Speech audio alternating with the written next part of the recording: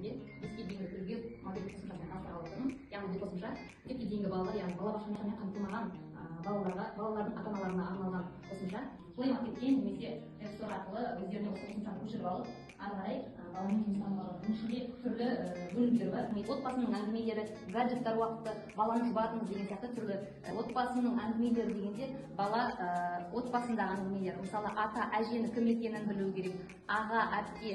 Яғни ол бала балабақшамен қамтылмағандықтан ол үйде осындай бағытта ата-аналар осы приложение қосымша арқылы дамытады. Жұмыс қосымшаны қай тілде бар?